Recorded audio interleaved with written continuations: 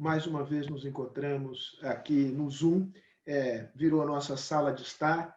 Eu espero que estejam todos aí bem acomodados para essa conversa que teremos aqui sobre os efeitos da pandemia nas cadeias de produção e distribuição de alimentos no mundo.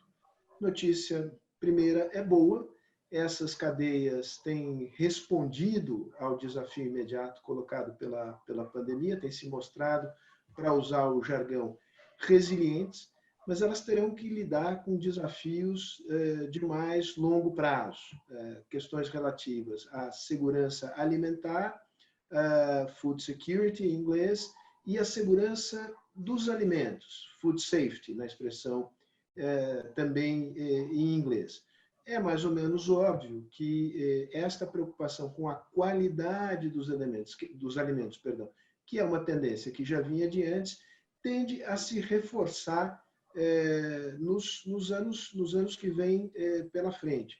Há uma preocupação crescente, não apenas de governos, de empresas, mas sobretudo dos consumidores, com a qualidade dos alimentos que estão sendo consumidos. A qualidade dos alimentos e em que condições eles são produzidos. Isso é um desafio para todos aqueles que participam das cadeias globais de produção e distribuição de alimentos. É um desafio, em particular, para o Brasil, que é um player importante dessas cadeias. Para discutir esse tema, nós reunimos aqui 3 pesquisadores que têm experiência não apenas no mundo acadêmico, mas também na lida direta com o setor do agronegócio. Antes de apresentá-los, eu vou pedir um minutinho para fazer a exposição das nossas marcas, dos nossos patrocinadores, daquelas empresas que patrocinam a programação anual de seminários da Fundação Fernando Henrique Cardoso, cujas marcas estão expostas, às quais eu agradeço muito. Sempre agradeço, continuarei agradecendo, o apoio não nos tem faltado e é este apoio que viabiliza os nossos encontros, sejam eles presenciais, sejam eles agora no mundo digital. Podemos suprimir agora a tela e eu rapidamente apresento 3 pessoas que, a rigor, dispensam a apresentação, mas merecem a apresentação.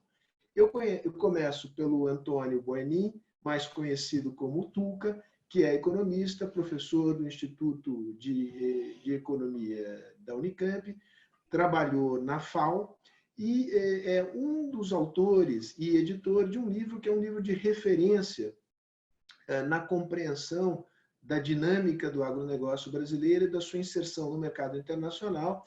Eu leio aqui, para não cometer erros, o livro se chama Agricultural Development in Brazil, The Rise of a Global Agro-Food Power, publicado pela Routledge, que é uma editora muito prestigiosa, no ano de 2019. À minha direita na tela do Tuca temos a Maria Silvia, que é SAIS, que é professora da FEA, do USP, Faculdade de Economia e Administração, criou o Centro de Estudos de Organizações no âmbito da universidade e tem trabalhado os temas do agronegócio. E, por fim, o Marcos Bianchi, que é professor do INSPER, criou a área do agronegócio no INSPER recentemente, é o atual titular da cátedra Luiz de Queiroz da Exalc, ele é agrônomo e tem uma larguíssima experiência internacional na área do agronegócio, na América, na Europa, na Ásia, morou muito tempo em Singapura, e já nos confidenciou aqui que é organizador de um livro que está para ser lançado, e eu faço aqui o avant-première, será lançado em junho, e é um livro importante sobre a parceria entre China e Brasil no agronegócio. Eu leio aqui o título em inglês, é uma publicação em inglês que terá importante alcance internacional. China-Brazil Partnership for Agricultural and Food Security. Feitas as apresentações, vamos à nossa conversa. Conforme combinamos, eu começo pelo Marcos, que vai tratar desse tema, enquadrando o tema numa perspectiva global. de que maneira as cadeias produtivas do agronegócio estão sendo afetadas pela pandemia no curto prazo e que desafios estão colocados a médio e longo prazo. Marcos, a palavra é tua por 8 minutos, conforme a gente estabeleceu. Um abraço, obrigado, vamos em frente. Muito obrigado, Sérgio. Boa tarde a todos.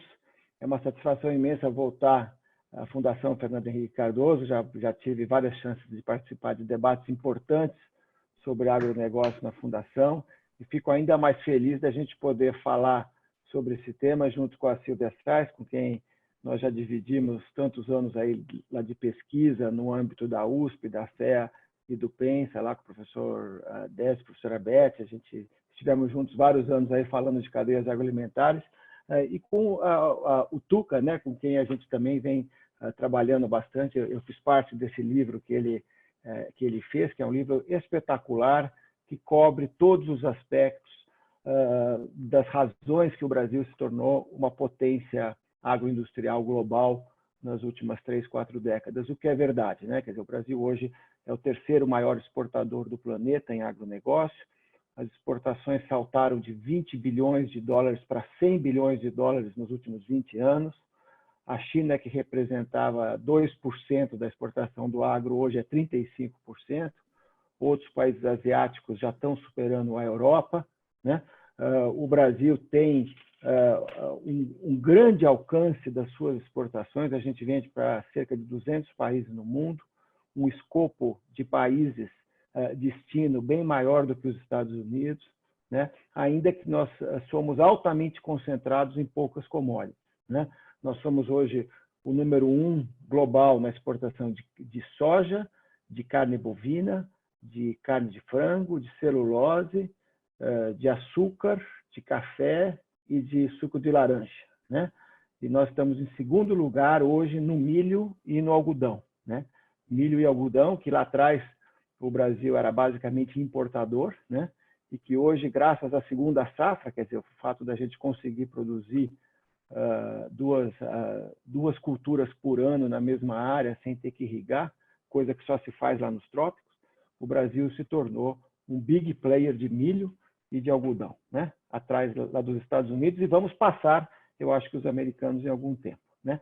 Então, eu acho que a gente tem um grande sucesso em food security, abastecendo diversos países do mundo. Temos um papel a cumprir nesse momento, e tem sempre uma outra questão que vem junto com a questão da competitividade, que é o tema da sustentabilidade, né?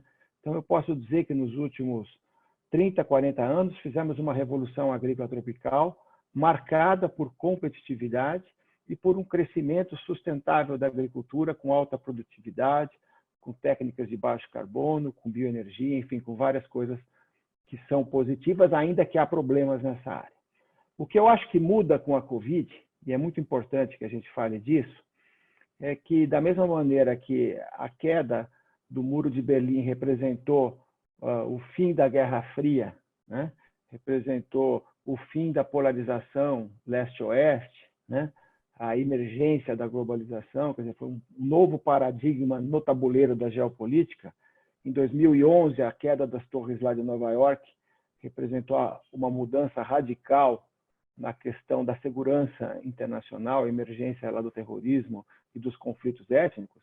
Eu acho que a Covid representa o sinal da fragilidade humana em termos de saúde frente às zoonoses, né? Nós tínhamos tido diversas zoonoses nos últimos 30 anos, Ebola, SARS, MERS, AIDS, né? Gripe aviária, gripe suína, mas nenhuma delas atingiu o mundo, nenhuma delas parou o mundo, né?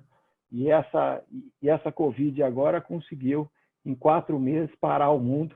Então, nós vamos ter uma grande crise de saúde, uma grande crise econômica, talvez até uma outra grande crise fiscal um pouco mais à frente. Então, eu acho que o que isso ensina para o mundo do agro é que a gente tem que cuidar mais dessa dimensão da saúde humana e da sanidade animal e vegetal. É aquilo que alguns chamam há alguns anos de One Health, de saúde única.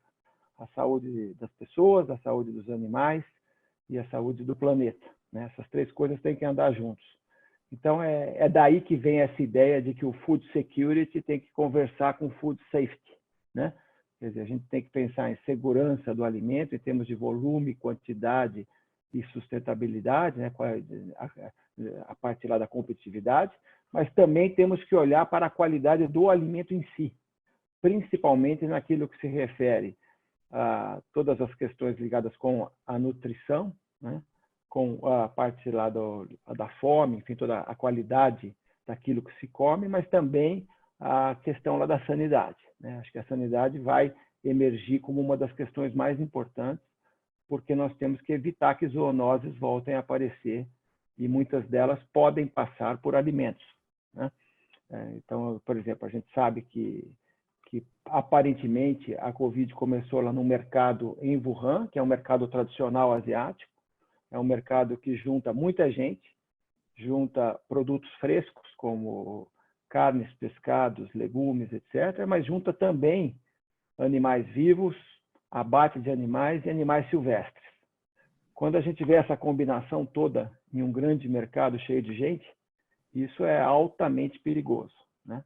Então, a gente vai ter que olhar muito mais essa questão da sanidade, dos controles sanitários, da estabulação dos animais, da integração produtor-indústria para resolver problemas ligados à sanidade humana e animal. Ou seja, a gente vai ter que trabalhar questões no mundo da segurança do alimento, tá? Portanto, a gente vai ter que olhar os 3 S's, o S da sustentabilidade, que é o tradicional, e o S da saúde humana, e o S da sanidade animal. Eu acho que esse vai ser talvez o grande paradigma que virá com a Covid, que nós vamos ter que trabalhar muito. É claro que o Brasil pode se sair muito bem nisso, porque nós hoje já exportamos, por exemplo, carnes para 150 países, temos que seguir legislações muito rigorosas pelo mundo afora, mas a gente pode também ter que resolver alguns problemas internos nessa área e temos que liderar esse esforço global para que esse problema não volte a aparecer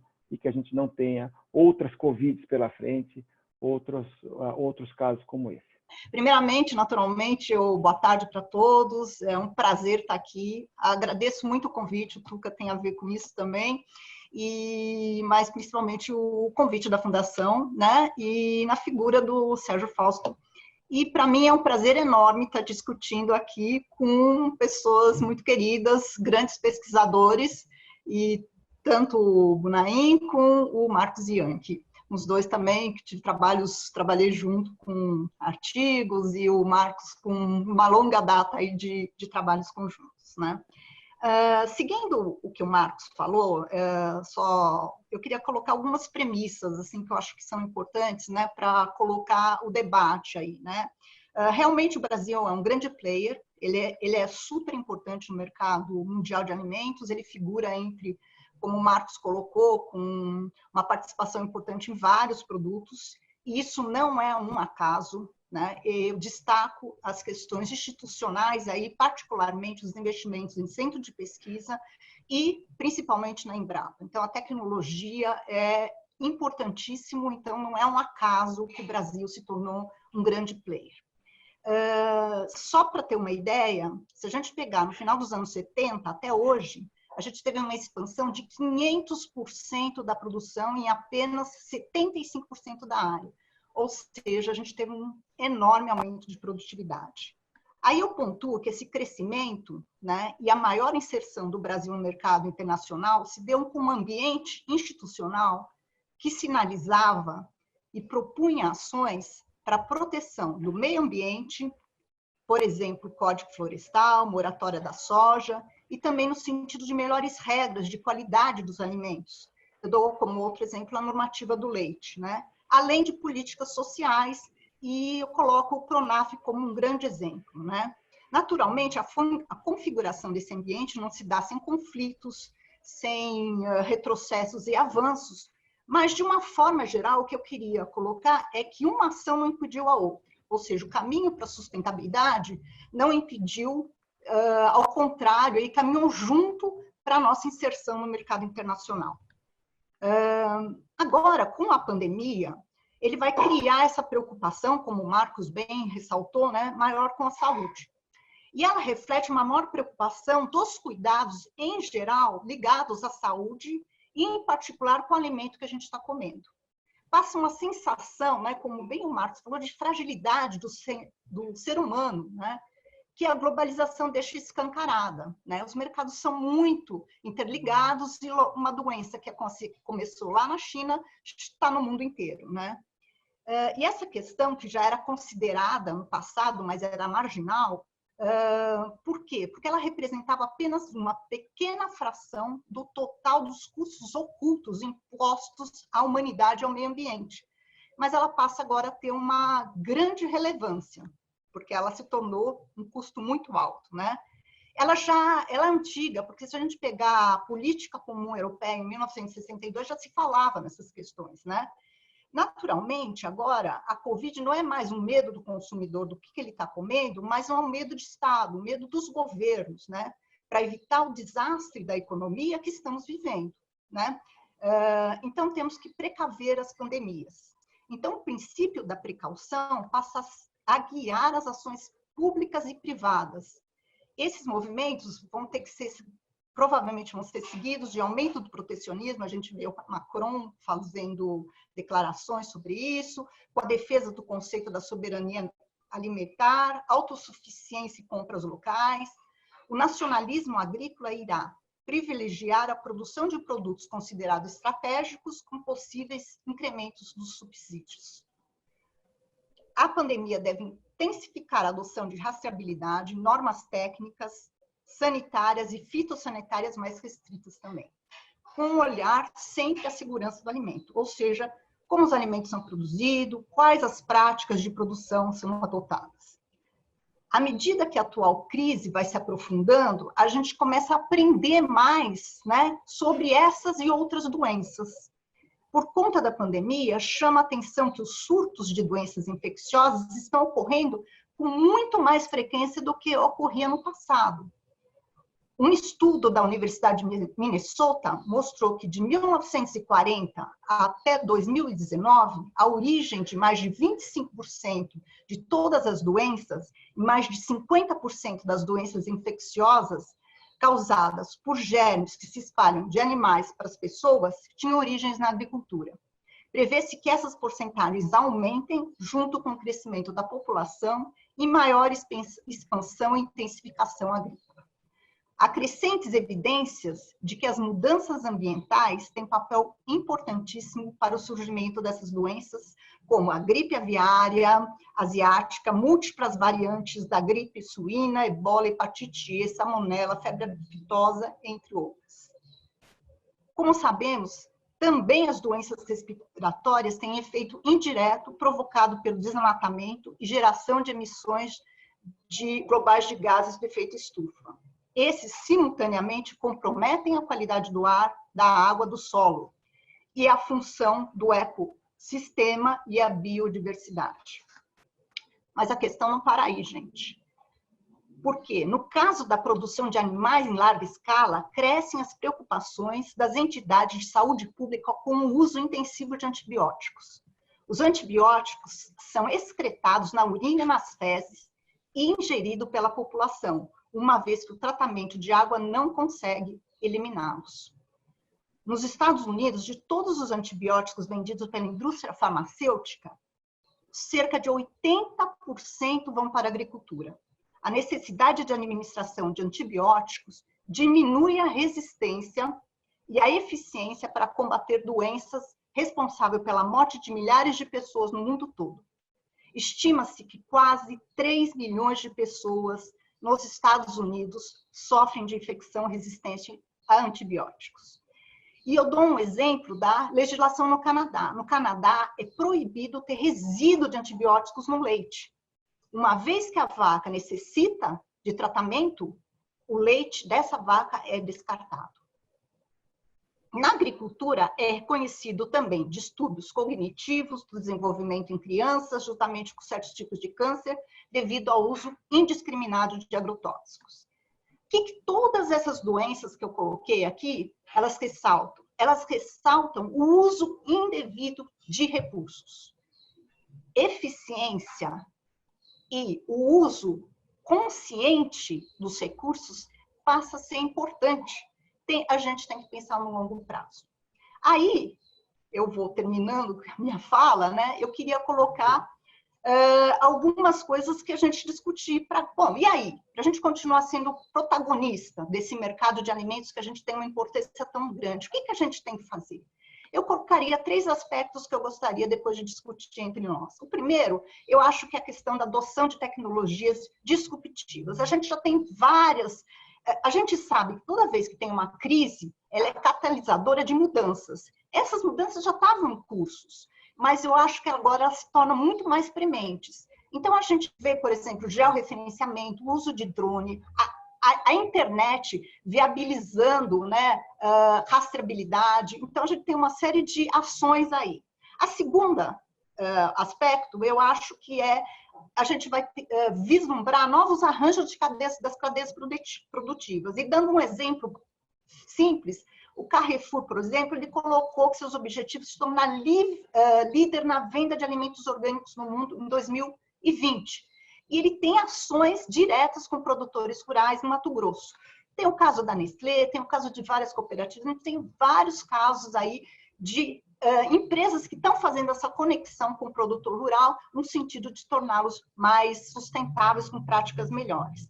E, por fim, eu acredito que tem que ter importantes instituições de suporte e o papel das políticas públicas. Nos últimos tempos, a gente tem visto um grande retrocesso que coloca um desafio muito grande, principalmente para o setor privado, que precisa ter instituições fortes para ele poder definir os seus investimentos. Eu queria, na verdade, que é o que me resta fazer, retomar a Silvia, o que a Silvia, o Marcos, e para frisar um aspecto que me parece relevante. Eu acho que, o primeiro ponto é que o cenário geral pós-Covid é ainda muito indefinido. Né? Nós já vínhamos em um mundo em ebulição, né? Principalmente em termos do cenário global, com muita contestação do paradigma que vem sendo construído nos últimos 30 anos, né? Do multilateralismo, do mercado global, de cadeias globais de valor, que propiciaram uma grande alavanca para o crescimento e para o desenvolvimento, para a redução da pobreza em escala global. Isso é inegável a despeito de uma série de problemas, a desigualdade crescente, de muitos outros problemas. E esse paradigma já vinha sendo questionado de uma maneira mais ou menos relevante. Já vivíamos um cenário de incertezas provocado pelo conflito comercial, inicialmente China e Estados Unidos. Então, a pandemia, digamos, joga lenha e querosene em uma fogueira que estava sendo acesa de proporções que ninguém sabia ainda qual era. E agora temos ainda mais incerteza em relação ao horizonte. Então, nós precisamos levar em conta essa incerteza em relação ao cenário. Por quê? Porque na área da agricultura brasileira e do agronegócio, o nosso sucesso se deu porque talvez tenha sido o único setor, com mais algum outro que também esteve presente, de inserção em cadeias globais de valor. O Brasil conseguiu, na área do agronegócio, se inserir, né, na economia mundial, se transformar em protagonista nessa área. Então, a pergunta é, no pós-pandemia, como ficará essa tendência? Quais as rupturas que nós vamos ver? Qual será a força do neonacionalismo que muitos líderes mundiais já professam, né? Qual vai ser a política dominante de segurança alimentar associado à segurança dos alimentos? Vamos voltar 30 anos quando segurança dos alimentos, segurança alimentar era confundido com autossuficiência alimentar, os países que podem fazer isso farão essa mudança estratégica, e aqueles que não podem, porque não têm recursos suficientes para garantir a sua autossuficiência alimentar, como é o caso da China, passarão a ter políticas de armazenamento estratégico que distorce totalmente o funcionamento dos mercados e criam incertezas ainda maiores. Então, esse é um ponto que eu gostaria de levantar, que nós não sabemos ainda muito bem, não é claro qual é o cenário que se desenhará para a economia mundial, para as cadeias globais de valor, e aí o Marcos poderia claramente nos ajudar muito a compreender o que está se passando nesse campo. O segundo ponto é que, retomando então Silvia, que diz, as coisas para o futuro já vinham acontecendo. Nós já há 20 anos que nós nas universidades, nos nossos estudos, falamos de uma nova institucionalidade. Essa nova institucionalidade estava marcada exatamente por essas preocupações do ambiente, da sustentabilidade ambiental, da segurança dos alimentos, de relações sociais, de equidade. Nós, aqui no Brasil, levamos isso mais ou menos apenas a sério.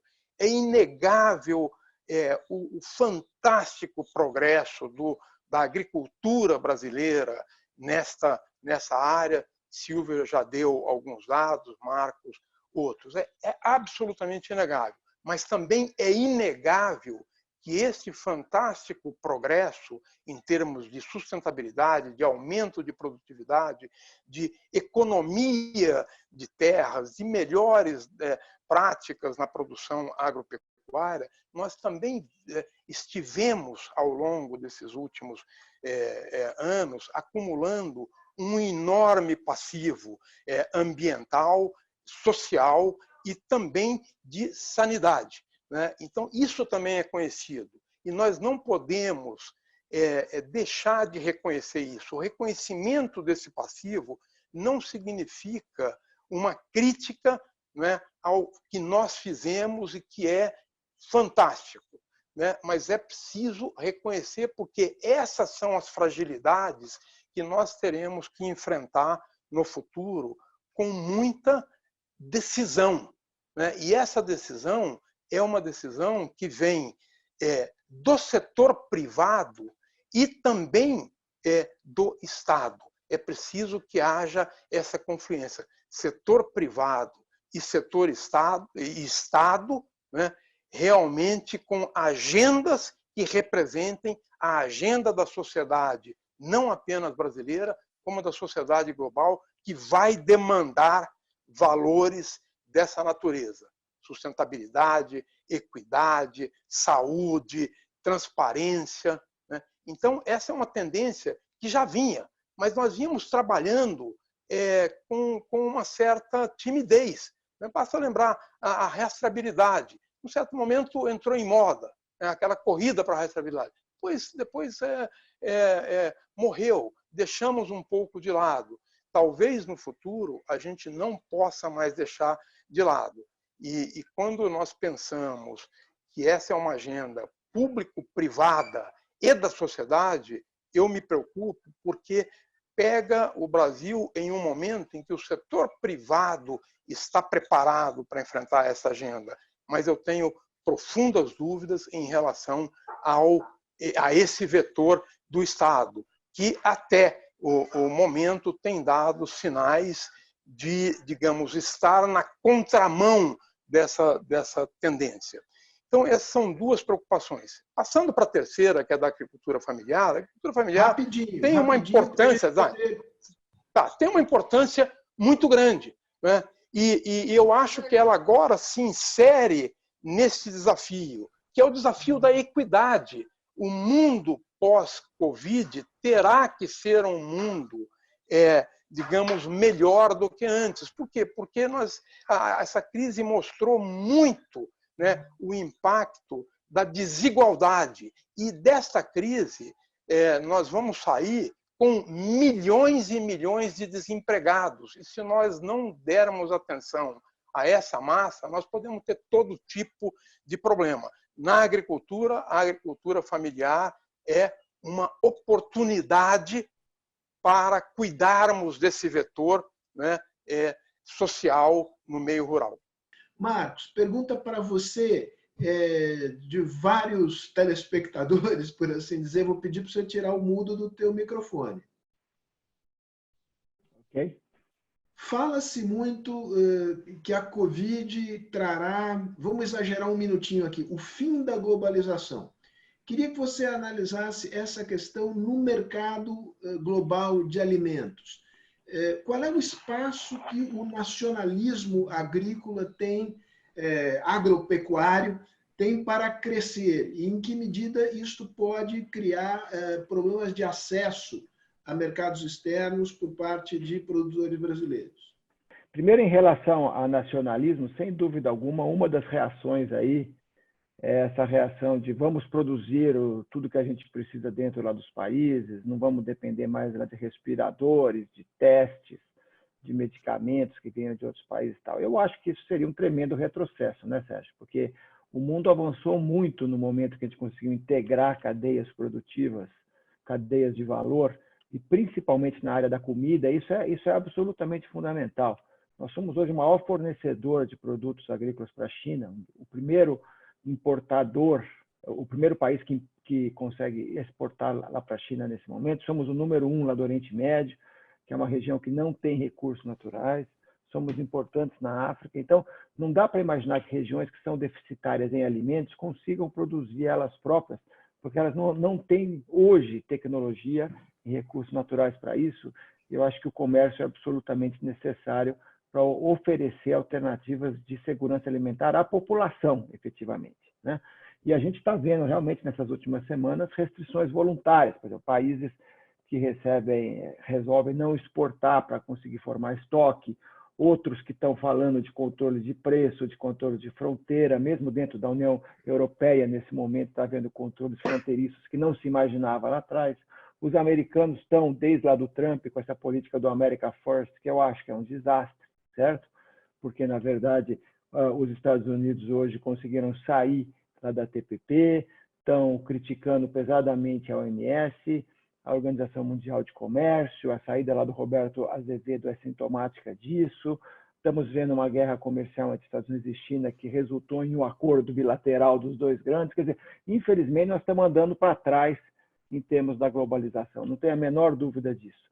Mas eu acredito que a saída sempre será através da união dos povos e da busca das vantagens comparativas e competitivas, né? Porque foi isso que fez com que o mundo crescesse tanto nas últimas décadas. Eu acho que a gente voltará a precisar de OMS, de OMC, de ONU, enfim, dessas organizações todas aí, e vamos precisar de mercados abertos, senão as pessoas vão passar fome, né? A estimativa que a FAO faz através do World Food Program é que o número de pessoas extremamente desnutridas, que hoje é 130 milhões de pessoas, pode passar para 260 milhões de pessoas após a Covid, por problemas de suprimento de cadeias de valor. É extremamente grave essa situação e isso depende de mercados abertos. As instituições internacionais, inclusive, pediram isso, tá? Agora, o que muda nas cadeias produtivas, além da questão do suprimento, que eu acho que o Brasil é tão importante? Eu acho que vai ter grandes esforços por mais certificação, mais rastreabilidade, mais digitalização, mais controle sanitário. Então, eu acho que a questão da segurança dos alimentos passa pelo ajuste de coisas que não funcionavam tão bem. A rastreabilidade, por exemplo, já é uma coisa antiga, mas ela funciona em uma parte muito pequena das cadeias produtivas. Isso vai ter que aumentar, porque as pessoas vão querer saber o que elas estão comendo, se isso vem lá de desmatamento, se isso vem de riscos sanitários, certo? Então, ou seja, eu acho que vai ter muito mais preocupação da humanidade com alimentos e com a sua origem, com a questão lá das zoonoses, porque nós vamos continuar tendo outros vírus mais à frente, como eu já disse. Então, eu acho que isso cresce. E, nesse sentido, o que é mais importante é que você tenha maior uniformização das cadeias produtivas. Porque o que acontece hoje é que o sistema é extremamente heterogêneo, certo? De um lado você tem pessoas que criam animais estabulados, lá com refrigeração, lá no abate, né? Que tem todos os cuidados com a nutrição dos animais, etc. E você tem situações extremamente frágeis, né? De mercados a céu aberto, sem refrigeração, sem controle sanitário, né? Aqui no Brasil, a gente tem um grande problema hoje do Estado, como foi dito pelo Tuca, na questão ambiental, certo? Essa semana se falou muito da regularização fundiária. Poxa, tem gente que foi convidada a ir lá para a Amazônia há 30 anos atrás e até hoje não tem título, certo? E você tem que resolver esse problema da titulação, porque se não tiver direitos de propriedade, vai continuar tendo desmatamentos ilegais, certo? Eu acho que é uma questão básica. Então, tem que resolver isso. Eu sei que há uma polêmica toda sobre como é que faz isso nesse momento, mas é um tema fundamental para diminuir a ilegalidade, para diminuir o desmatamento clandestino, que é o grande problema. Como é problema desses mercados a céu aberto, sem controle sanitário, sem refrigeração. Então, o que eu acho mais importante, que a gente realmente se conscientize, é a necessidade que as cadeias produtivas de alimentos sigam regras e padrões mais uniformes pelo mundo afora, certo? Que você evite situações de extrema diversidade, e eu acho que o consumidor vai acabar pedindo isso, sabe? Agora, eu acho que no curto prazo, o problema hoje é o problema que foi aí perguntado, é manter as cadeias produtivas funcionando, principalmente em relação a regiões extremamente frágeis em termos de abastecimento, que são países árabes e África subsaariana. Algumas grandes empresas, você mencionou duas, não sei se por acaso são europeias, Carrefour e a Nestlé, que, digamos, tem induzido na sua relação com os seus fornecedores a adoção de práticas que cuidam da sanidade e da sustentabilidade da produção de alimentos. Essa é uma preocupação que gira aqui em todas as perguntas. Então, a Nádia Alcântara, por exemplo, pergunta por que não avançou o Sisbov, a questão do rastreamento da carne, desde que o bezerrinho nasce até, digamos, o seu abate, o seu transporte. O Thales Rigobello faz uma pergunta interessante aqui sobre a questão, eu não sou do ramo, então peço desculpas, Thales, eu vou traduzir de maneira meio capenga, mas tem a ver com a questão de, ao mesmo tempo, manter os insetos longe do cultivo, das plantações, sem que isto represente, por outra parte, um uso excessivo de agrotóxicos e digamos, como é possível ter um sistema que rastreia a presença de resíduos de agrotóxicos nos alimentos. Então, a preocupação é grande. A pergunta esses players, grandes players internacionais, podem jogar um papel importante no sentido de melhorar as questões de sustentabilidade e sanidade? Eu acho essa pergunta super bacana, né? Quer dizer, eu acho que só voltando um pouco àquela questão que eu falei, quer dizer, com a pandemia se acelera coisas que estavam meio paradas, porque você começa a ser importante.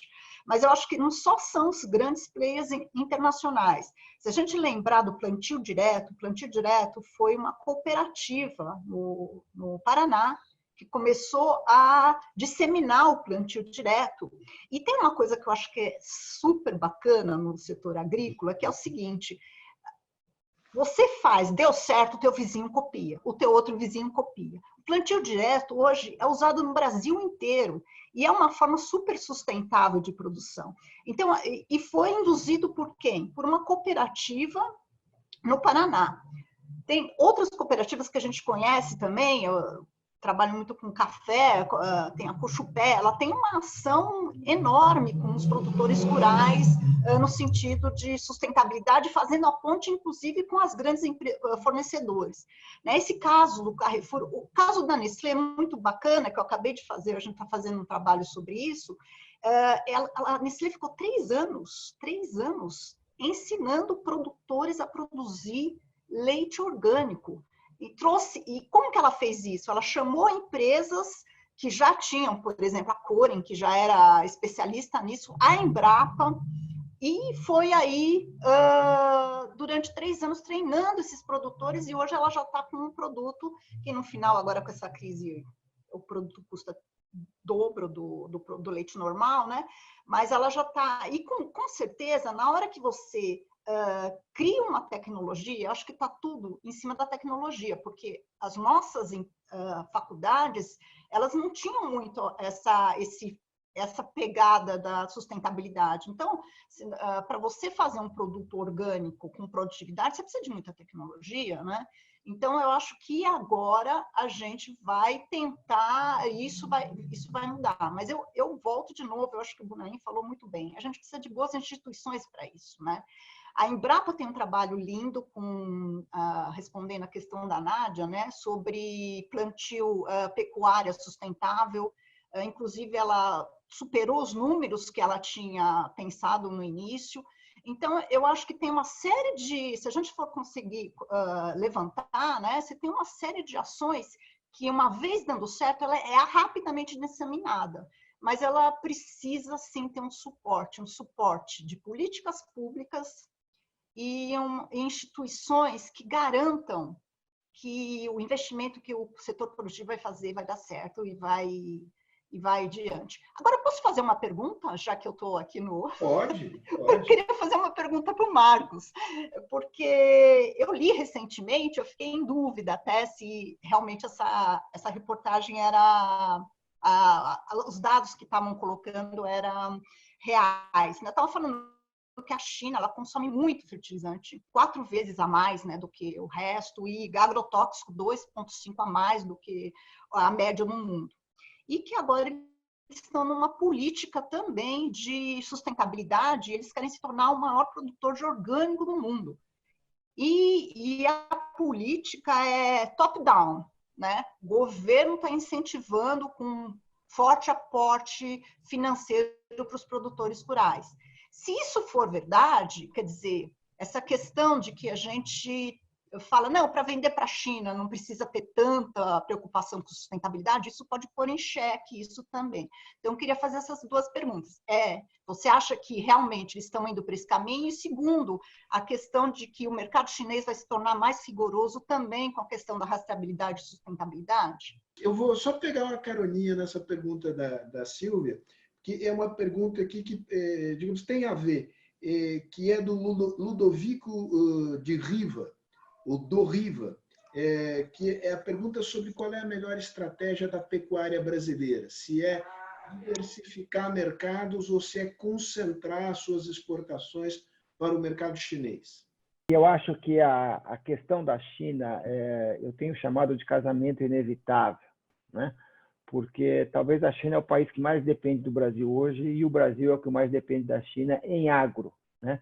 Esse casamento começou com a soja, né? A revolução da soja lá no Centro-Oeste tem a ver com a demanda chinesa absurda por soja, porque a China viu que não ia conseguir produzir todo o milho, toda a soja que ela precisava para alimentar o seu povo. Então, ela continuou buscando a autossuficiência de milho, mas se abriu completamente para a soja. Hoje compra 80% do que precisa e o Brasil é de longe o maior fornecedor.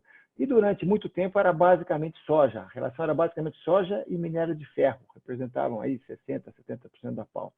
O que aconteceu foi que 2 anos atrás surgiu a crise da peste suína na China, que acabou com 40% lá do rebanho, né? Que foi mais uma zoonose, né? É uma zoonose com menos visibilidade porque ela não atinge humanos, mas ela dizimou a população suína da China e a China representa quase 50% da produção mundial de suínos. É um absurdo. Eles têm 500 milhões de porcos, nós temos 30 milhões de porcos, né? Da mesma forma, tiveram problemas de gripe aviária e quando veio a guerra comercial com os Estados Unidos, que dura até hoje, porque não foi resolvida e não será resolvida tão cedo, né, Sérgio? A gente sabe disso, que essa é uma guerra de longo prazo. O Brasil passou a ser o grande fornecedor da China. Os Estados Unidos vendia 26 bilhões de dólares, a gente vendia 24. Hoje eles vendem 16 e a gente vende 35 bi para a China. Então nós somos hoje o maior fornecedor de bovino, de aves para a China, de celulose, de algodão e de soja, né? Então, eu acho que essa relação hoje ela está mais diversificada. Os preços na China são melhores que em outros lugares, né? Então, eu acho que esse casamento está de fato acontecendo e deve ser a nossa grande prioridade, ainda que nós não podemos só depender da China, certo? A gente tem que diversificar para outros mercados e para outros produtos, né? Eu sempre tenho dito assim, por que a gente só faz carne, não fazemos lácteos, não fazemos peixes, por exemplo, que são outros mercados que a gente poderia ser grande, em vez de ficar somente dependendo de bovinos, suínos e aves. Em relação à situação da China, uma das razões que ela precisa importar, eu acho que é para diversificação, não depender só do seu mercado interno e de uma crise como foi a peste suína, mas também porque quando ela fez a grande reforma agrícola nos anos 70, na época lá do Deng Xiaoping, ela acabou movimentando 300 milhões de chineses do campo para a cidade. Foi a maior migração do século passado, foi a migração dentro da China, né? E com isso ela resolveu modernizar a sua agricultura e exagerou na dose de subsídios, né? Então, de fato, hoje eles são o país que mais consome fertilizantes por unidade de área, que consome defensivos, começou a dar problema de mau uso, de contaminação lá de lençol freático, de águas poluídas, de falta de terra, de falta de agricultores capacitados para lidar com a tecnologia, né? Porque ela era basicamente pequeno produtor, com muito pouco conhecimento. Então, eu acho que essa mudança que houve na China foi muito importante, mas ela teve resultados ruins em termos de sanidade e de sustentabilidade, né? E eu acho que é exatamente por isso que nós temos que cooperar mais com a China. Esse livro que vamos estar trazendo no começo lá de junho, que foi feito pela ESAL, e pela CAL, que é a China Agriculture University, né, que são as duas maiores universidades agrícolas do Brasil e da China, trata exatamente dessa questão de como equilibrar essa relação de dois países que são extremamente dependentes um pelo outro, mas que têm agendas importantes, além da questão comercial, tem uma agenda de investimento, de sustentabilidade, de inovação, de sanidade, e essas agendas são extremamente relevantes, no meu entendimento, nesse momento. Mas é realmente o grande país hoje que compra os nossos produtos e com quem a gente tem que manter boas relações, né? Não faz sentido nenhum, nesse momento, ver uma briga entre governos nessa área aí, e críticas como a gente está vendo, né? Eu acho que é uma hora absolutamente errada de se tratar desse assunto e não vejo por que criticar o país com quem a gente tem o maior volume de comércio hoje, e não é só em agro, e é o principal investidor no agro brasileiro, né? Então, acho que a gente tem que melhorar essa relação. Nunca de volta na conversa. Eu vou juntar uma pergunta do Décio Luiz Gazzoni e do Paulo Sotero. Gazzoni preocupado com questões de investimento em ciência, tecnologia, Embrapa, políticas públicas. Paulo Sotero também preocupado com a questão da política externa brasileira, diplomacia brasileira. Nós não estamos correndo o risco de estarmos acelerando na contramão da história? Eu começo então pela sua provocação, depois eu faço um breve comentário sobre a pergunta que a Silvia fez para o Marcos, que ele já respondeu, mas já há bastante tempo, viu, Silvia? Eu estive, inclusive, várias vezes na China também, né? Não longe de ser um especialista como o Marcos, e a última vez que eu estive lá em 2016, para mim ficou muito claro, e eu cheguei aqui e escrevi mais de um artigo sobre isso, que estava enganado quem achava que a China estava preocupada só com produto barato, que eles estavam aumentando a exigência de qualidade. Isso já era, em 2016, já era muito claro. Nós não teremos escapatória a não ser melhorar muito os nossos indicadores de boas práticas agropecuárias. Nós entendemos e justificamos o uso dos químicos, insumos químicos aqui no Brasil, e inclusive indicando, né, que não se pode comparar indicadores do Brasil com indicadores da Europa ou dos Estados Unidos, porque nós temos uma agricultura tropical. Isso serviu, digamos assim, como uma justificativa verdadeira. Nós precisamos foi preciso usar esse volume de insumos químicos, né, para viabilizar essa agricultura. Mas daqui para frente eu tenho a impressão que nós vamos ter que investir muito, muito, muito em tecnologia, em inovação, para superar essa limitação. Porque é como você mesma comentou ao falar do antibiótico, né?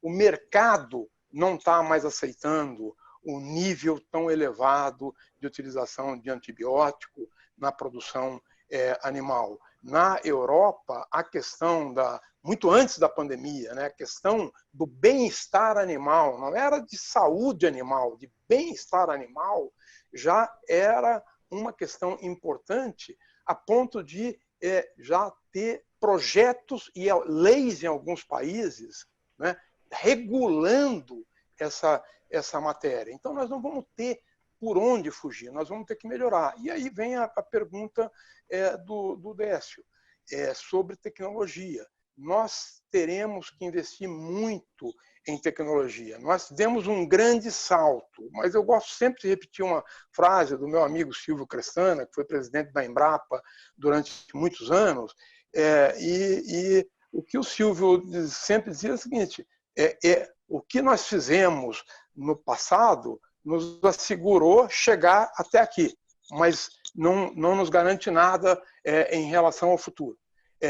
As tecnologias que nós conquistamos, que nós dominamos e aplicamos para chegar até aqui, não são as tecnologias que nos levarão ao futuro. Nós estamos no limiar de uma nova revolução tecnológica com a aplicação, né, que está sendo chamado aí agricultura digital 4.0, mas não é só isso. É também na área da biologia, né, que vai ter um grande salto. Então, nós precisamos de muito esforço. E esse esforço, mais uma vez, é um esforço privado, né, e é um esforço do Estado. Porque se no passado a pesquisa pública foi o impulso para chegarmos até aqui, hoje está mais do que claro que a pesquisa pública sozinha, ainda que se dobrem os recursos, se multipliquem os pesquisadores nas agências públicas, não é suficiente para dar conta dos desafios. Então, nós precisamos, de novo, uma parceria pública e privada, uma boa institucionalidade para isso e clareza em relação aos objetivos. Então, esse é um ponto que me preocupa muito em relação ao futuro. Me preocupa, Sérgio, me estendo um pouquinho, eu acho que a análise que o Marcos faz é absolutamente correta em relação a esse casamento. Mas até antes de ontem, o casamento que nós vimos aí no governo federal também era quase indissolúvel, né? E ontem, né, a noiva saiu de casa.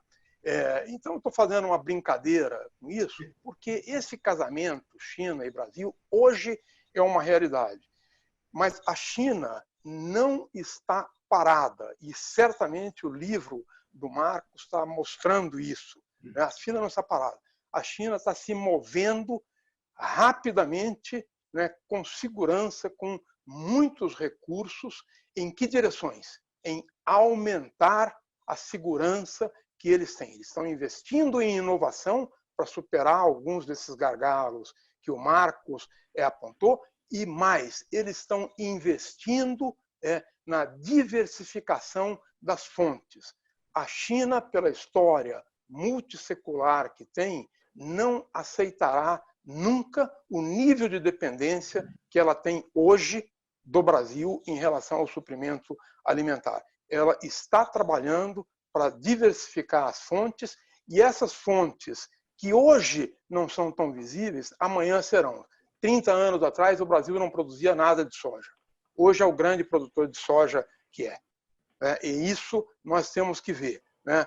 O Brasil era o grande produtor de borracha, né? E não tinha mais ninguém, e foi suplantado em uma década por outros produtores emergentes. Então nós não podemos perder de vista essa história para pensar em que inovações nós temos que investir. E quanto à questão do Paulo Sotero, eu coloquei no início, né? Eu acho que nós estamos na contramão, né?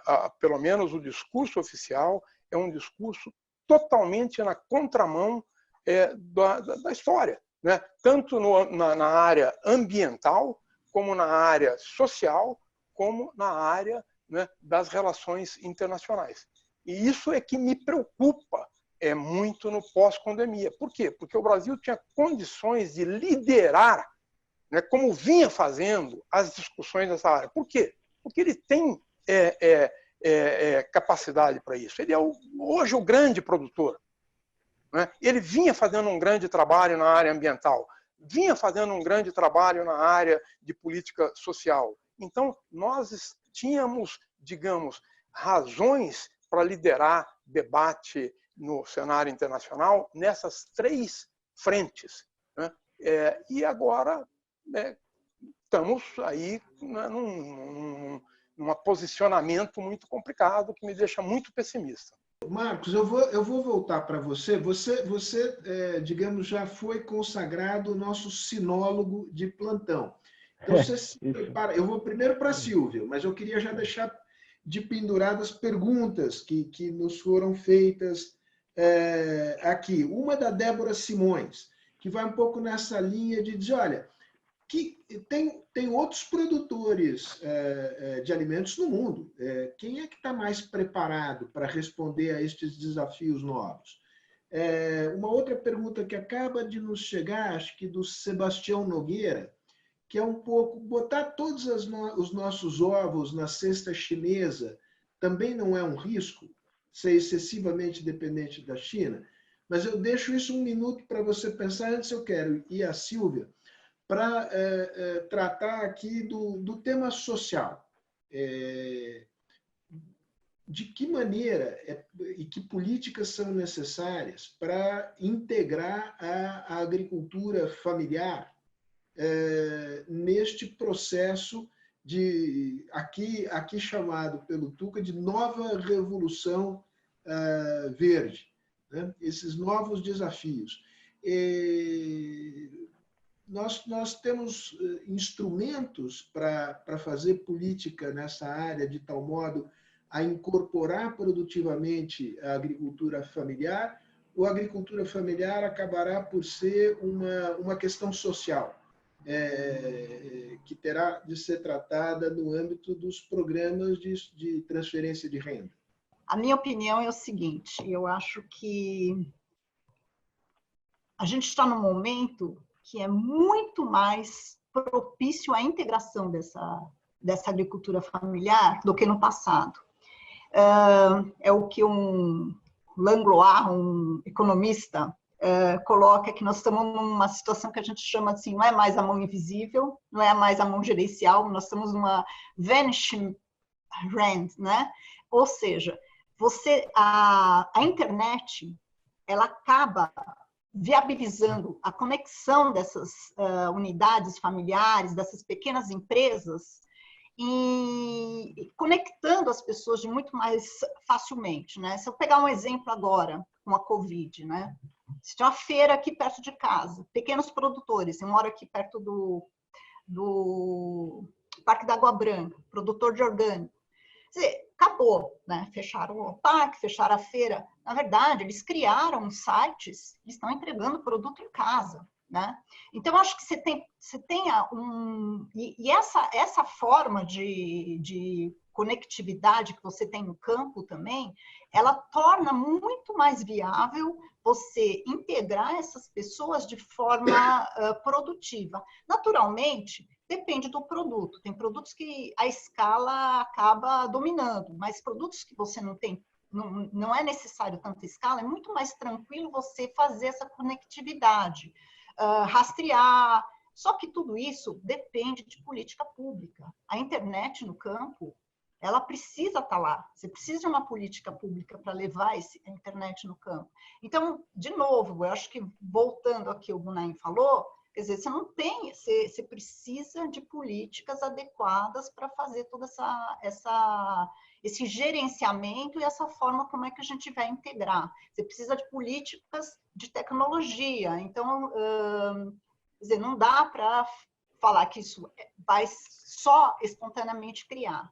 Então, eu acho que hoje nós estamos numa situação bem propícia para fazer essa ligação com unidades familiares e não ser uma política meramente social. Acho que, sim, dá para integrar de forma bastante eficiente. Muito bom. Eu acho que com isso você respondeu uma pergunta que nos chegou aqui do Vanderlei Felipe e do Juan Romero. Eu imagino que seja, digamos, nome em espanhol. Marcos, as perguntas que eu depositei antes da fala da Silvia, agora é com você. Muito bem. Em primeiro lugar, eu queria dizer o seguinte, eu acho que é verdade que tem novos segmentos importantes, novas demandas surgindo, principalmente em países ricos, em cidades ricas de países pobres, né? Cidades muito populosas, desde orgânicos, produtos criados soltos, por exemplo. Existe toda uma mania do chamado free range, que é o frango criado solto, sem ser em granja, carnes vegetais, carnes de laboratório, produtos locais, não uso de tecnologia tipo defensivos ou transgênicos. É claro que esse segmento existe e vai crescer, mas a gente tem que lembrar, certo, que a maior parte da população ainda tem deficiência de proteína. Quer comer um bife por semana e não está conseguindo, porque esse bife é caro, porque esse bife é de baixa qualidade, porque não tem cadeia fria, porque não tem sanidade, né? O bife é um produto perecível, certo? Como é o leite. Então, a maior parte, 80% da população, quer sair do seu consumo de 10, 15 quilos de carne por habitante ano e passar talvez para 17, para 18. Nós aqui estamos comendo 100 quilos por habitante ano. A Europa está comendo 130 quilos de carne por habitante ano. E uma boa parte do mundo está abaixo de 20 e vários países abaixo de 10. E para esses países, a solução ainda é a agricultura tradicional, né? Você buscar tecnologias tradicionais de aumento de produtividade, de redução de custo, de refrigeração, de controle sanitário, de cadeias produtivas integradas que não existem, de mercados controlados, de transporte, sabe? A gente não pode achar que o mundo vai todo para esse novo paradigma. Ainda tem todo um velho paradigma aí que está aí, mas que vai estar resolvendo problemas há 200 anos. Por isso que se estabulou animais, por isso que se aumentou a produtividade, que se usou adubo, que se usou defensivo, etc. Sabe? A gente não pode perder essa noção que a maior parte do mundo precisa de agricultura 101, certo? Quer dizer, aquela agricultura que se ensina tradicionalmente nas escolas agrícolas, né? Eu acho que esse ponto é super importante. E isso aí tem a ver com a China. Quer dizer, a China, de repente, por que ela se tornou tão importante? Porque ela movimentou um batalhão de gente do campo para a cidade. Essas pessoas aumentaram de renda, criou uma classe média pujante. E o que essa classe média fez? Consumiu proteína. Por isso que eles precisaram comprar proteína. É claro que eles queriam ser autossuficientes, mas a um dado momento eles precisaram comprar soja. E hoje eles dependem de importação de soja. Em carnes ainda não. Hoje, a importação de carne da China é só 5% do consumo doméstico. E é exatamente por isso que as empresas da China estão indo comprar empresas em outros países, para garantir a originação, porque eles têm uma visão estratégica que fala assim, nós não vamos conseguir produzir aqui dentro. Não tem terra, não tem água, então vamos internacionalizar as nossas empresas e vamos produzir em outros lugares. Tentaram na África, não deu muito certo, porque a África é muito desorganizada ainda, vieram para cá. Certo? Então, eu acho que isso é um processo inevitável, né? A gente está hoje no auge desse processo, por isso que a China é tão importante, porque ela está com essa classe média, mas mais à frente, quem que vai vir aí? Vai vir o sudeste da Ásia, 640 milhões de habitantes, vinha crescendo 6% ao ano. Vai vir a África mais à frente, certo? Vai vir a Índia. A China hoje compra 35 bilhões de dólares do Brasil. A gente vende para a Índia em agro 600 milhões de dólares, menos de 1 bilhão. Nem dá para comparar. A Índia é um país ainda extremamente fechado, porque ela não conseguiu criar uma classe média emergente como a China teve.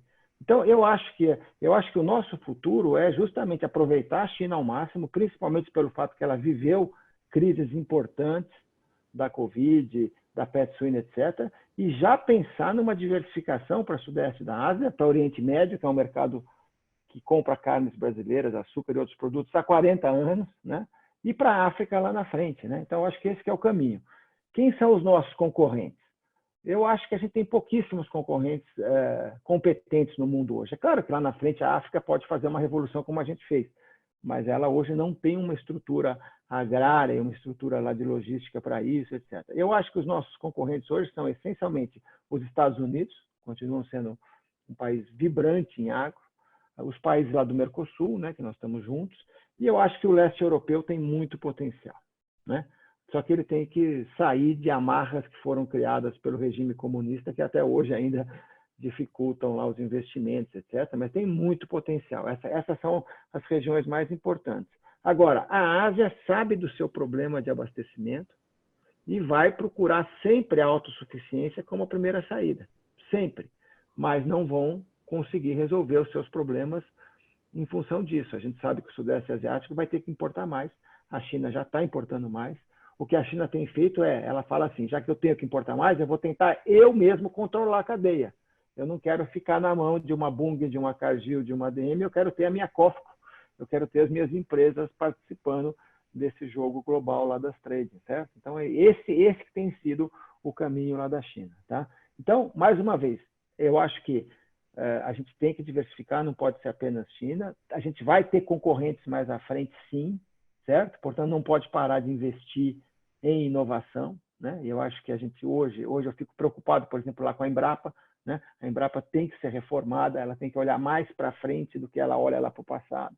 O passado dela foi ótimo, mas o que é a Embrapa daqui a 10 anos, 15 anos, é uma questão que eu tenho aí, né? E a gente tem que entender que a maior parte do mundo ainda tem um consumo de proteína, de energia muito menor do que nós temos no Brasil, muito menor do que os ricos têm, e eles vão precisar de agricultura moderna, tecnológica, para conseguir suprir as suas necessidades com o que vier em termos lá de crescimento. Gente, nós estamos nos encaminhando aqui para a parte realmente final da nossa conversa. Então, eu acho que é um momento de total liberdade de cada um fazer as chamadas colocações finais. Mas eu lanço aqui uma pergunta, quem quiser que apanhe ela no ar e trate dela. Se não, façam o balanço que quiser destaque os pontos que quiser dessa nossa conversa. Eu vou fazer aqui por ordem inversa e Tuca, façamos por um minuto a abstração das condições reais de temperatura e pressão. Se estivéssemos, digamos, com uma equipe governamental mais sintonizada com digamos, com o mundo contemporâneo, que papel o Estado, em particular, eu diria aí o governo central, pode desempenhar no sentido de apoiar e induzir a transformação de processos e produtos na agricultura que respondam a esses desafios que estão sendo colocados? Essa é uma ótima pergunta, agradeço, Sérgio. Olha, o Brasil tem grandes desafios como país, né? Pensando o agro, nós temos o desafio da sustentabilidade ambiental, né? Da sustentabilidade social e da competitividade. Esses três desafios têm que vir juntos, porque nesse mundo nosso, na comunicação interligada, né, não basta parecer ser honesto, nós temos que parecer honesto. Não basta a gente fazer um grande esforço e ter sucesso em uma área e ser mal sucedido em outra área. Nós sabemos que as queimadas na Amazonas são, digamos, práticas criminosas. Não tem nada que ver com a agricultura brasileira, não tem nada que ver com o moderno agronegócio brasileiro. Mas isso não importa. Por quê? Porque quem paga a conta é o país e, em termos imediatos, é o setor que fica com a imagem de, né, queimador de floresta tropical. Né? Nós sabemos que nós não temos trabalho escravo no Brasil, mas a cada denúncia de uma fazenda perdida no interior do Pará, né, de uma relação de trabalho completamente criminosa, né, é o agro que fica com a má fama. Então, o Estado, Sérgio, ele teria que liderar essa agenda junto com o setor privado de uma maneira consistente. A agenda ambiental, né, tem que ser liderada, a agenda social. A agricultura familiar brasileira é um grande ativo que o país tem. Uma parte dos pequenos agricultores é claramente inviável, mas nós temos aí, né, um bom milhão de agricultores familiares que, bem apoiados, é um ativo fundamental para essa nova agricultura, essa agricultura local, essa from farm to table, essa agricultura que pode nos abrir uma enorme agenda e uma enorme oportunidade. E o terceiro é a agenda de inovação tecnológica, que essa agenda é fundamental. E essa agenda, hoje, não é mais uma agenda que possa ser voltada para apenas o aumento da produtividade. A agenda ambiental, ela tem que dar conta desse conjunto de problemas, né? Como assegurar a competitividade, como promover a inclusão produtiva, né? E como assegurar a sustentabilidade ambiental. Essa agenda não é uma agenda do Estado, é uma agenda da sociedade brasileira, que precisa ser, digamos, incorporada pelo Estado de maneira clara e pela liderança do setor privado também de maneira clara. Obrigado, Sérgio, obrigado aos colegas pela oportunidade de ouvi-los e obrigado aos ouvintes que não aparecem para mim. Muito bom, Tuca. Eu vou deixar a Silvia terminar. Marcos, agora é com você. Vou só lançar uma perguntinha aqui que eu acho que você tira de letra. Observação que foi feita pelo Jorge Legman. A Austrália e Canadá não são grandes produtores de alimentos? Não são concorrentes importantes do Brasil? A Austrália e a Nova Zelândia e o Canadá fazem um trabalho de comunicação muito bom lá no exterior. Eu acompanhei o trabalho que eles fazem lá na Ásia, é espetacular, mas eles são bem menores que a gente, né? E eu não vejo muito potencial de crescimento. Acho que a pergunta anterior tinha sido feita: quem são os nossos grandes concorrentes, né? Isso. Eu acho que o leste europeu ainda tem muito potencial, Estados Unidos sempre terá, os países lá do Mercosul, o próprio Paraguai tem muito potencial, a Bolívia, não só a Argentina e Brasil. A Austrália tem muita dificuldade para crescer a sua agricultura por razões climáticas. Ela é muito afetada por uma situação desértica, pela mudança do clima, né? Eles têm problema de água, né? E eu acho que o Canadá não sai muito desse ponto que ele está há vários anos, também com limitações de ordem climática e outras, né? Então eu vejo mais pelo lado do Mercosul, América do Sul, Estados Unidos, as Américas em geral, e pelo lado do leste europeu como região que pode ser grande exportadora, né? Que pode conseguir voltar a ser o que era. A Ucrânia tem, por exemplo, solos maravilhosos, mas ela se perdeu ao longo do tempo e agora ela pode voltar a ser grande, e outros países daquela região, né? O próprio sul da Rússia tem muito potencial, né? Bom, só para fechar aqui, né, que eu acho que é importante, eu vou concordar, Lacutuca, que a gente tem a questão de um Estado mais organizado, né, que não é o nosso aquilo que a gente encontra, principalmente na questão lá do combate às ilegalidades, né? Porque eu acho que essa questão lá do desmatamento, por exemplo, que tem fundo na parte ilegal, né, nessa ocupação caótica que houve, sem títulos, eu acho que falta realmente uma presença mais institucional nessa área, falta também na parte sanitária grandes melhorias, principalmente controle lá de fronteiras e outras coisas.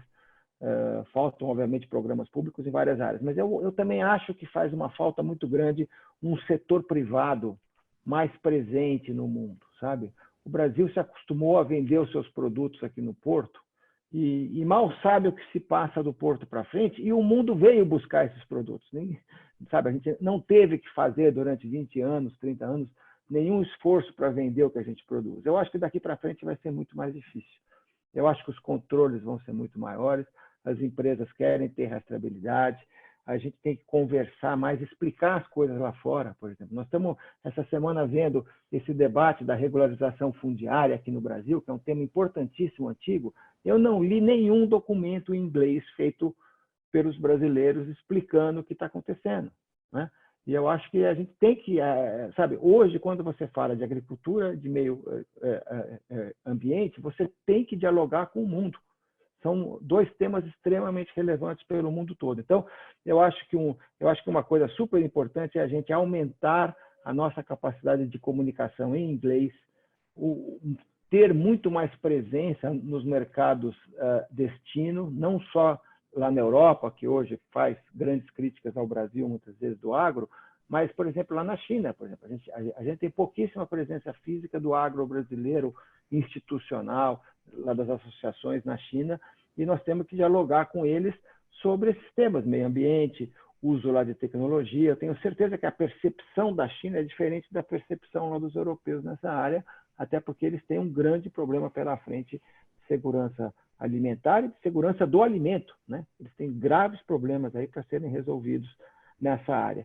E eu acredito que a Covid pode ser uma grande oportunidade da gente reposicionar a nossa imagem lá fora, tanto em segurança alimentar como em segurança do alimento, na medida que o Brasil pode ser um dos grandes supridores da falta de produtos que talvez venha a acontecer pelos problemas lá de oferta que serão criados em vários países, e também nessa agenda da segurança do alimento.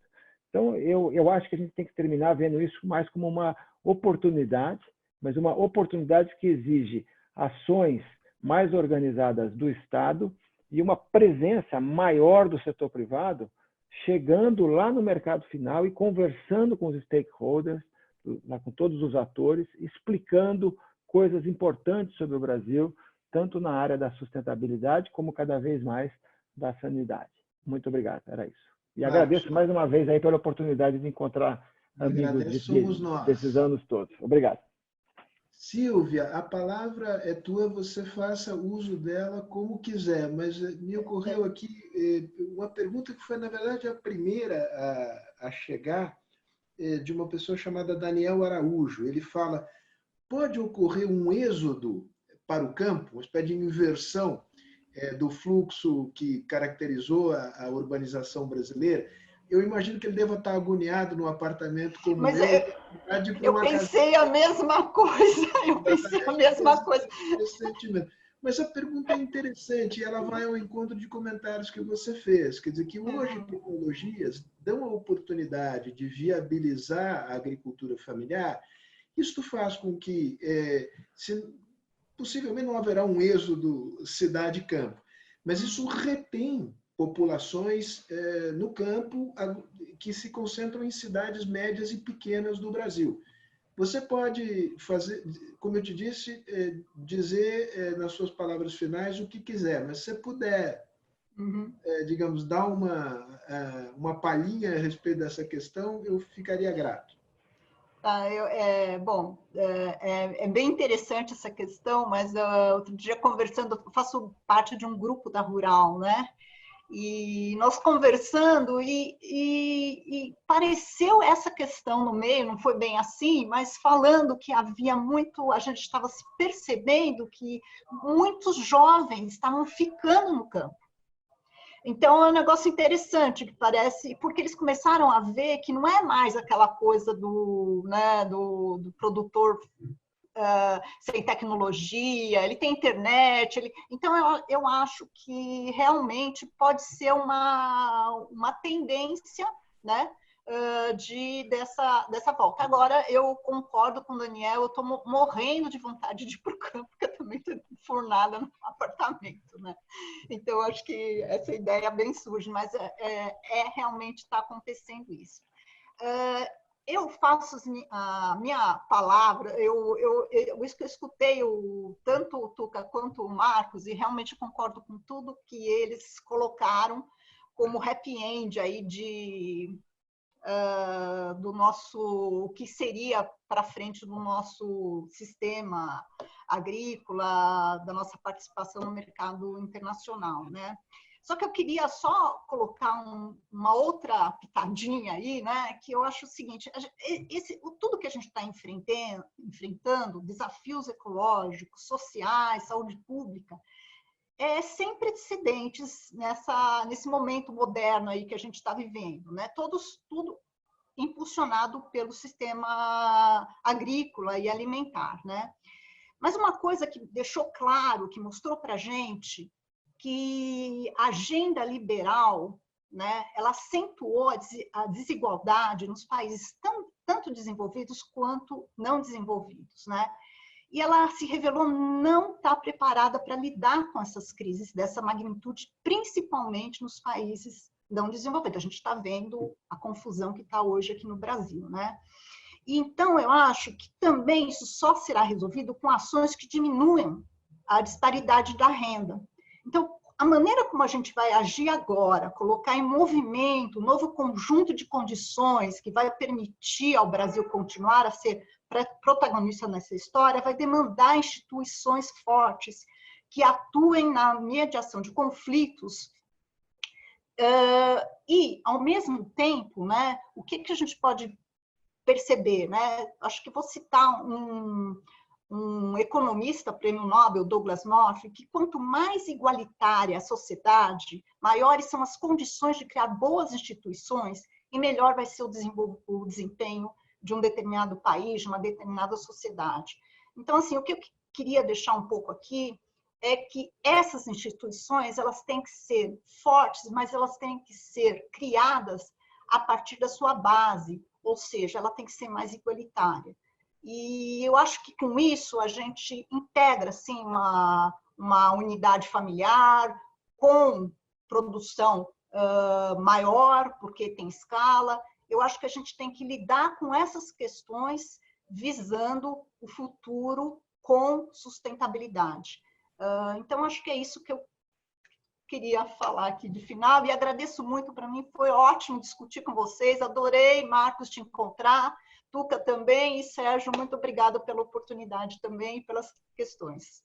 Não, quem agradece somos nós, da Fundação Fernando Henrique Cardoso, ótima conversa, com muita gente nos assistindo, com muita gente fazendo pergunta, eu peço desculpas, não consigo fazer todas as perguntas. Termino esclarecendo que o Douglas North não é um perigoso comunista, mas um economista prêmio Nobel americano, que chamou atenção para o papel das instituições. Obrigado. E a gente se vê, espero que em breve, e voltaremos aos temas do agro, nessa perspectiva abrangente que vocês conseguiram trazer aqui para o nosso debate. Abraço grande, fiquem bem e vamos em frente. Obrigado.